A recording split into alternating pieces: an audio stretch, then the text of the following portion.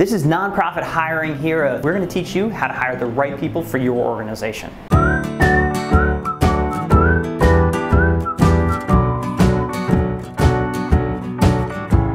So we're going to tackle a few things today. We're going to be looking at how to create a scorecard, how to post and find the right types of talent and who we're actually looking for. I'm going to give you some tips and tools for resume recruiting, where to post things, and then finally I'm going to show you some tips on how to start the interview process, but that'll be part 2. First, I want to start with talent. Like, what do I actually mean by this? I mean finding the top 10% of this pool of people that apply to you that has like 90% chance of doing this job incredibly well. The truth of the matter is that you really only succeed half the time in hiring. That comes from Peter Drucker. That's actually kind of sad when you think about the fact that the what and the why of your organization, right? The huge mission ultimately depends on who is doing it. Sometimes I feel like we leave this up to like the tea leaves, into our gut, into like, oh, we have like the magical question that we ask everybody, and if they answer it this way, we're definitely going to hire them. I myself have been guilty of this. The tips I'm going to share with you are combining a couple different resources. One from my own personal experience of hiring people while I do something, and also through Whole Whale, and also combining some of the great thought leadership coming out of a book called Who,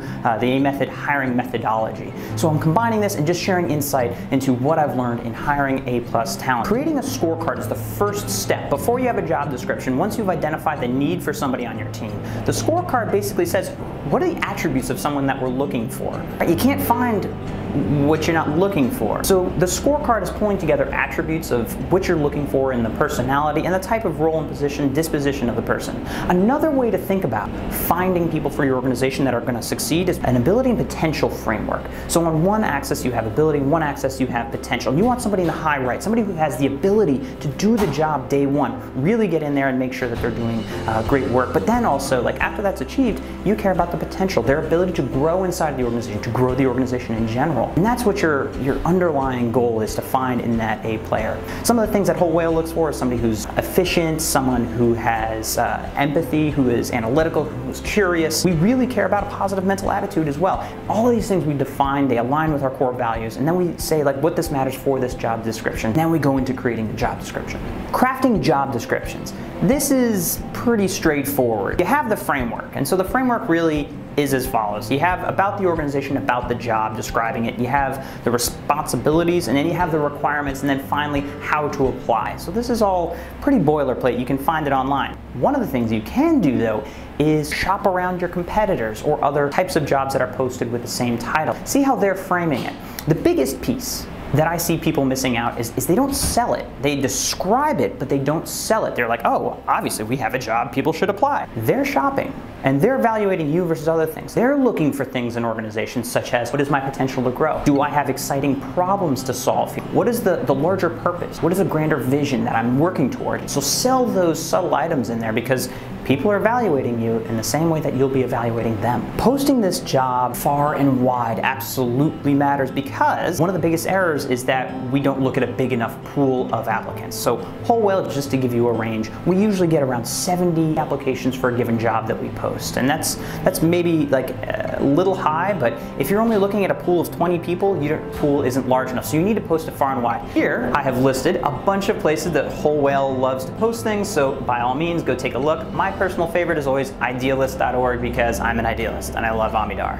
Another piece I feel like we sometimes forget is that your best hires, kind of like the people you date, sometimes come from your secondary and tertiary networks. So don't undersell LinkedIn and putting it out there as an ask to friends and family saying, hey, who do you know that's looking? Because friends of friends can make great hires. Also some very helpful resume tools that you can be using, such as Streak or Resumator. Something like Streak will actually let you turn your Gmail inbox into a to-do task advancer. So you can have stage 1, someone's applied, stage 2, someone has submitted for an interview, and move through that process the same way inside of your email inbox, because inevitably it turns into a very email intensive type of piece. One thing I didn't mention was actually in the apply section of your description is something that you can toy with. I can set up extra questions. They have to put something in the subject line saying, I really want to work here, or I love data for lunch. That doesn't even make sense. But you can put whatever you want as a requirement in the apply section of your job description to help in the inbound filtering. I put Easter eggs inside of my job description on Whole Whale. So in the about section, if you're reading my job description and my job history,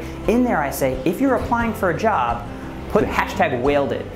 in the subject line. And so that's like an extra filter to catch people that are paying attention to your organization, that are actually reading about it and care about it, rather than just firing off resumes. If you don't want everything going to your email inbox, you can use a tool such as Resumator, and Resumator allows that to be the hub for organizing and moving people through a process. The other piece that I like is a canned response. I know this sounds like cold, but it's even colder not to get a response from somebody after you apply for a job. So auto-responding to people that applied, hey, thanks, we have your resume. And if it's a canned response saying, hey, you're maybe potentially overqualified response, or we're looking for somebody with more requirements, it's a faster way of doing it because you're gonna have to do it again and again. Canned responses can be created in a number of different ways inside of Gmail. Starting the interview process. Look, you've done the basic things like create the scorecard, which is just that document that has got the list of attributes you're looking for, the job descriptions out there, resumes are coming in, starting to have like a good flow to that. The time has come to start interviewing. A piece that's super important here is just the legal side. You're gonna have a lot of different people talking to these folks that are applying, but it's important that you know the legal ramifications of the questions you're allowed and not allowed to ask. Things like race, gender, religion, age, disabilities, we can't ask about them directly. You wanna be thinking very carefully about how you ask these questions. So keep this in mind. By all means, look it up yourself. Consult a lawyer if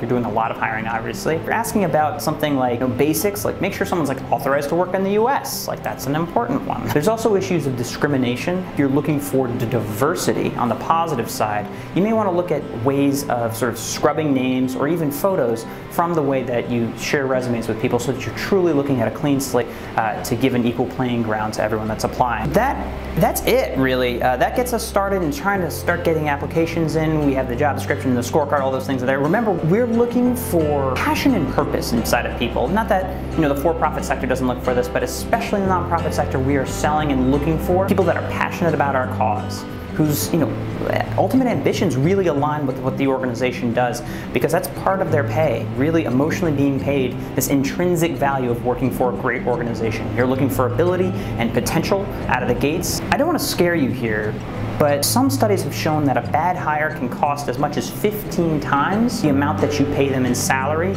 due to lost productivity and opportunity costs that result from bringing the wrong people on a team. So don't rely on just your gut or like tea leaves, in the water being like, oh, the moon is high and they answered this question right. Really focus on data and the process.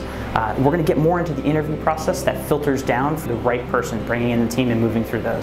That's it. Thanks for joining us. You can always watch the next video, which is going to be great because it'll help you. And by all means, if you like what you see or really, what you hear, why don't you just subscribe to us? Subscribe. It is super helpful in this area.